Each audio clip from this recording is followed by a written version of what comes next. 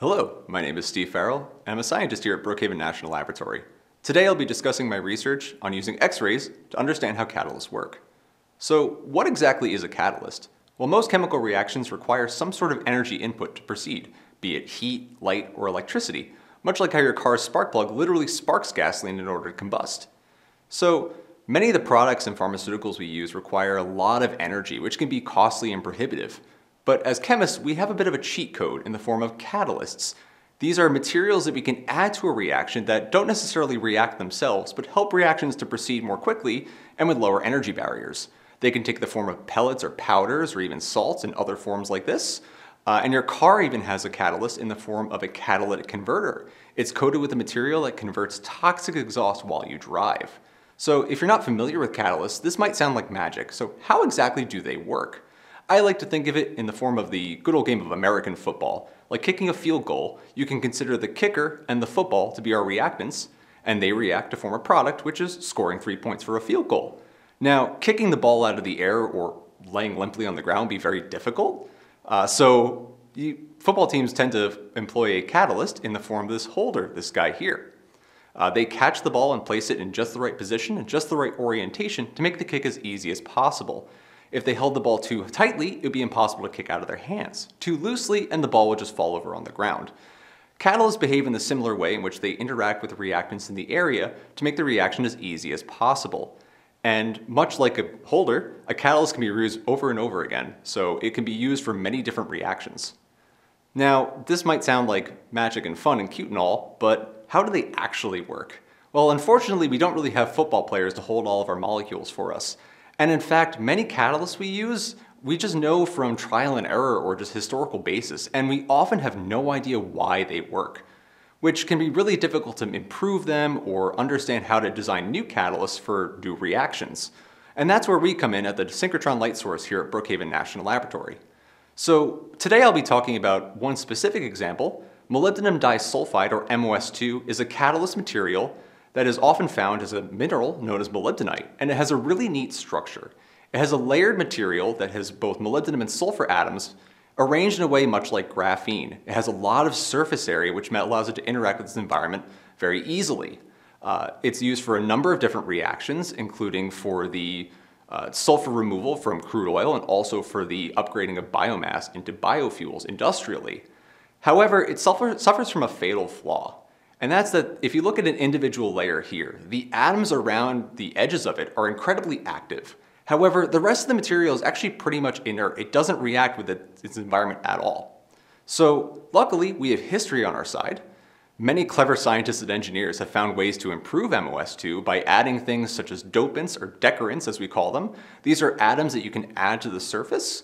In this case, we're adding little bits of cobalt to MOS2 in order to improve it, with the idea being that, hey, maybe we can take that inert area and activate it. In fact, this process has been done for quite a long while. You can see this example here of a similar process from 1943.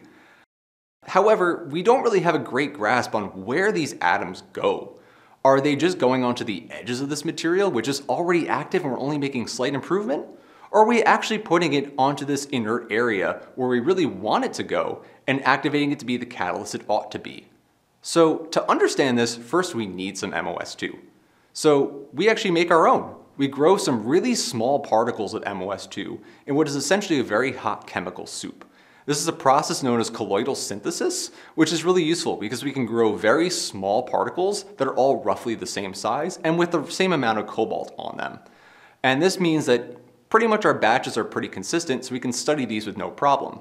Now, we want to know if we can, well, if we've made MOS2, does it work as a catalyst? So we decided to test it using thiophene, which is an organic sulfur compound. We want to see how well it can break down this compound because it's a common pollutant found in many different natural resources. So we placed it in a reactor with thiophene to see how well it breaks it down. And we varied the amount of cobalt in different batches of catalyst and found that the cobalt atoms themselves behave differently depending on how much cobalt we added. In fact, it looks like around 20% cobalt was much more active than other amounts of cobalt that we added. And you might be asking, why exactly is that? We need to understand where that cobalt is going to really know what is happening in this reaction. But how can we see these atoms when they're so tiny? Well, that's where the synchrotron here at NSLS-II comes in.